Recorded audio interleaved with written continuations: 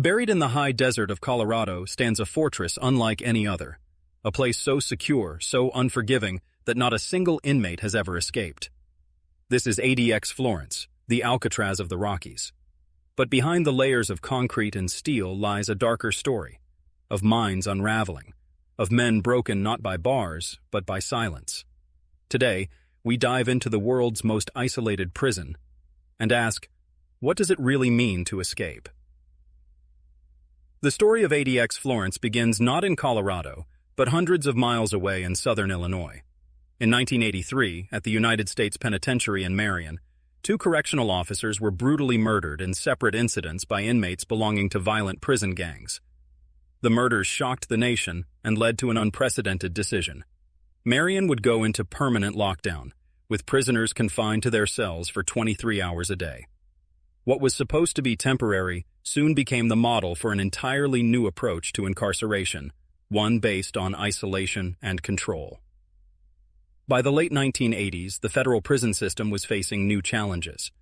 The rise of transnational drug cartels, violent prison gangs like the Aryan Brotherhood and Mexican Mafia, and domestic terrorists created a need for a facility that could do more than just punish.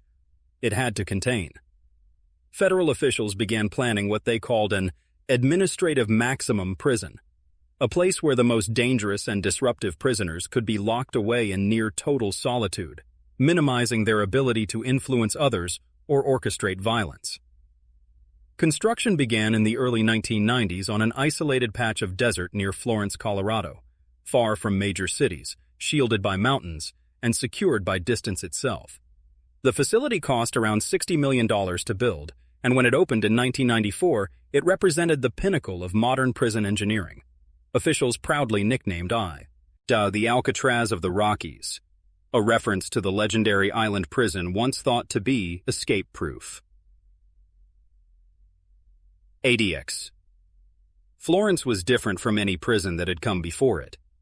Instead of cell blocks with open bars, it featured 490 concrete cells, each an individual pod. Prisoners were sealed inside small rooms, about 7 feet by 12 feet, built of reinforced concrete. Inside, a steel sink and toilet, a concrete desk, and a narrow slit for a window were all that connected them to the outside world. The design was deliberate. The windows faced the sky or an empty wall, preventing inmates from even knowing where they were inside the compound. Meals arrived through a small slot in the steel door.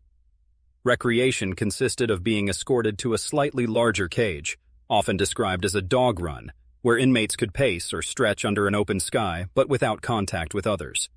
Human interaction was reduced to the bare minimum. Guards controlled movement through remote-operated steel doors, and the prison bristled with razor wire, motion sensors, cameras, and electronic locks. Officials claimed that ADX was built not for punishment, but for safety, for both guards and other inmates. Yet almost immediately, human rights advocates began raising alarms. They warned that the extreme sensory deprivation and isolation were unlike anything seen in American corrections before. Psychiatric experts predicted what would later be confirmed, that long-term confinement under such conditions could have devastating psychological effects. From its earliest days, ADX was designed as the final stop in the federal prison system.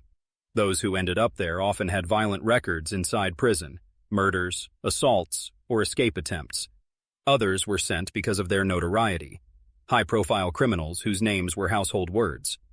Over time, ADX would house infamous figures like Oklahoma's Maz City bomber Timothy McVeigh, the Unabomber Ted Kaczynski, and cartel kingpin Joaquín El Chapo Guzmán.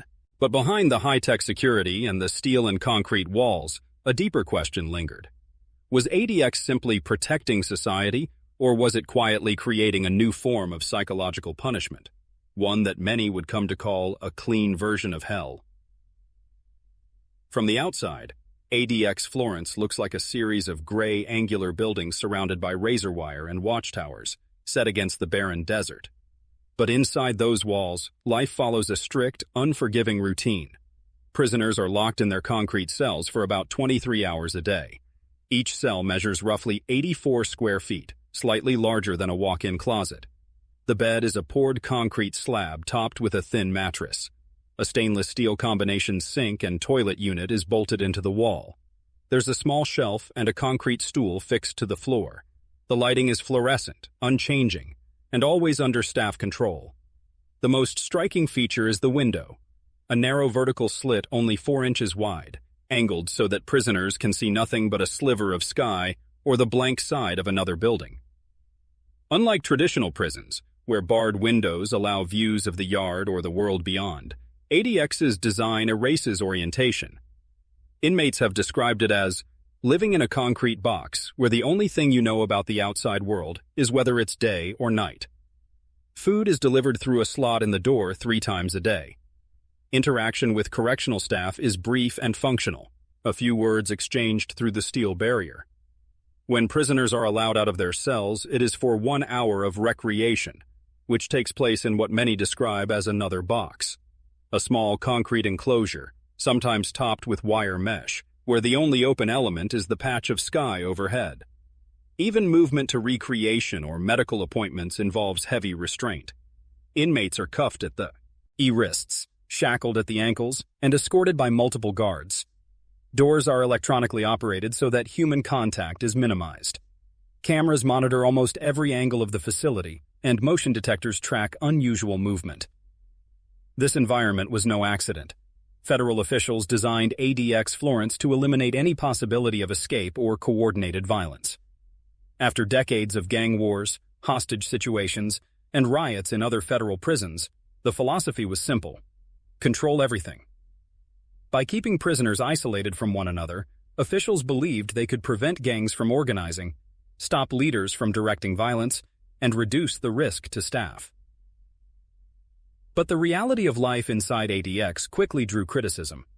Human rights groups argued that the conditions amounted to solitary confinement on an unprecedented scale.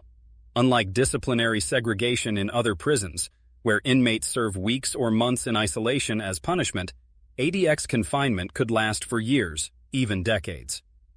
Psychiatrists who evaluated ADX prisoners reported alarming patterns. Inmates developed hallucinations, paranoia, and extreme anxiety. Some mutilated themselves, others attempted suicide. In 2012, a lawsuit filed by several prisoners alleged that the Bureau of Prisons failed to properly diagnose and treat mental illness inside the facility. The complaint detailed cases of men smearing blood on their walls, swallowing razor blades, and begging for psychiatric help. The U.S. Department of Justice eventually reached a settlement in 2015, agreeing to move seriously mentally ill prisoners out of ADX to facilities with appropriate treatment. Still, many remain in conditions that experts say test the boundaries of human endurance. Former Warden Robert Hood, who once ran the prison, described it bluntly in an interview. "This isn't built for humanity. It's built to shut them walls." Some inmates have referred to ADX as a living death. Letters smuggled out by attorneys tell of endless silence, broken only by the sound of doors clanging shut. With no direct physical contact, not even during visits, which are conducted through thick glass, many prisoners lose their ability to socialize. For them, the idea of escape is not about breaking through the walls and fences, but about escaping the crushing psychological weight of permanent isolation. Yet despite the grim reality, ADX has become a symbol of control for the federal government. Every time a notorious criminal is convicted, whether a terrorist, cartel leader, or organized crime boss, the public hears the same refrain: he'll never see the light of day again, because he's going to Florence. This reputation reinforces the prison's mythic status. It is the end of the line, the place from which no one returns. But behind that image lies a paradox. While the prison has never suffered a successful escape, critics argue that what takes place inside, the erosion of the human mind, may be something far more devastating than any breakout. ADX Florence was never meant to house ordinary criminals. From its inception, it was designed for the worst of the worst. Men whose crimes, influence, or violence inside prison made them unmanageable anywhere else. Over the decades, its roster has included drug lords, terrorists, spies, and gang leaders. The very names read like a catalog of America's darkest headlines. One of the earliest high-profile prisoners was Ted Kaczynski, better known as the Unabomber. Arrested in 1996 after an 18-year bombing campaign that killed 3 and injured dozens, Kaczynski was sentenced to life without parole. At ADX, he lived in the same concrete box as everyone else. The man whose anti-technology manifesto captivated the world, reduced to reading books alone, and writing letters in near-total silence. Kaczynski became a symbol of how ADX stripped away notoriety, turning headlines into just another inmate number. Then came Ramzi Youssef, the mastermind of the 1993 World Trade Center bombing. He had hoped to topple one tower into the other, killing tens of thousands.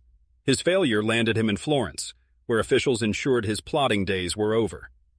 Locked down in extreme isolation, his only connection to the outside was the memory of smoke and rubble in New York, and the knowledge that future terrorists, including members of Al-Qaeda, would eventually join him. Among them was Zacarias Moussaoui, often called the 20th hijacker of the 9/11 attacks. After his conviction in 2006, he was sent to ADX, where the nation's most infamous terrorist prisoners were collected like stones in a vault. Over the years, Florence became the final destination for figures like Dzhokhar Tsarnaev, the surviving Boston Marathon bomber, and Richard Reed, the so-called shoe bomber. But ADX has not only held terrorists. Drug kingpins have also found themselves locked inside its walls.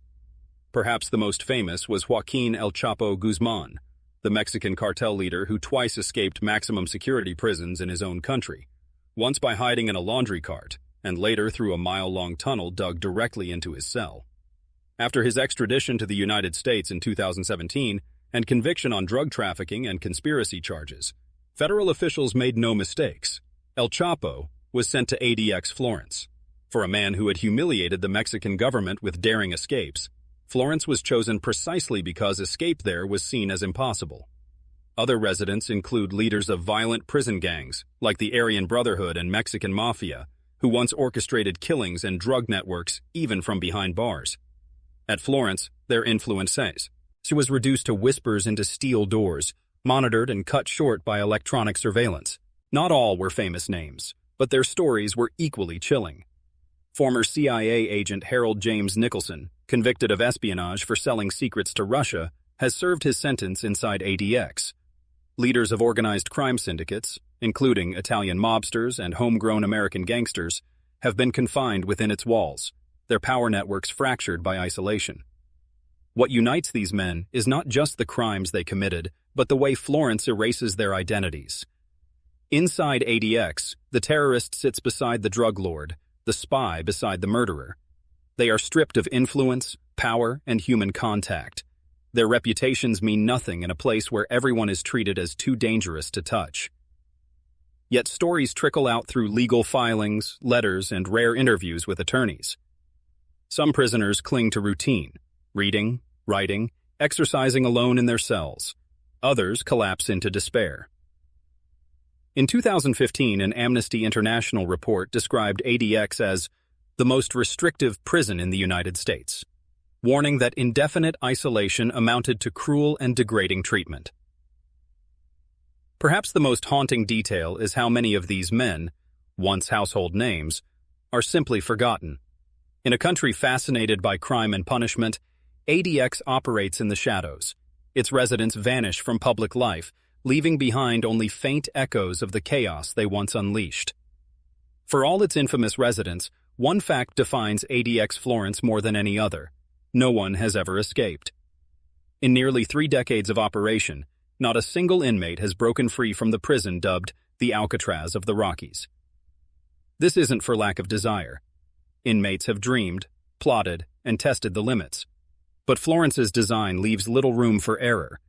Razor wire, guard towers, motion sensors, and remote-controlled steel doors form a web of security. Even if an inmate could break from his concrete cell, he would still face layers of locked gates, electronic surveillance, and a barren desert stretching for miles. Unlike other prisons where guards and inmates share corridors, Florence relies on automation. Human contact is reduced to brief, controlled moments. This minimizes opportunities for bribery, manipulation, or ambush. Each detail, from window slits angled to block the view, to recreation yards designed like cages, reflects a single philosophy: containment without compromise. The irony is that while ADX has never suffered a physical escape, critics argue that thousands of men have escaped in another way, by losing themselves to silence, isolation, and despair. ADX Florence was built as a fortress of control, a guarantee that the most dangerous men in America would never threaten society again. And in that mission, it has succeeded. There has been no riot, no breakout, no headline of fugitives vanishing into the desert night. But the cost of this success has raised a haunting question. When punishment erases not just freedom, but humanity itself, what kind of justice remains? Former Warden Robert Hood once described ADX as a clean version of hell. For its prisoners, escape may not mean breaking through the walls. It may mean surviving the silence, the solitude, and the crushing weight of time. And so the world's most isolated prison stands today, silent, impenetrable, and waiting for the next name history will condemn to its concrete cells.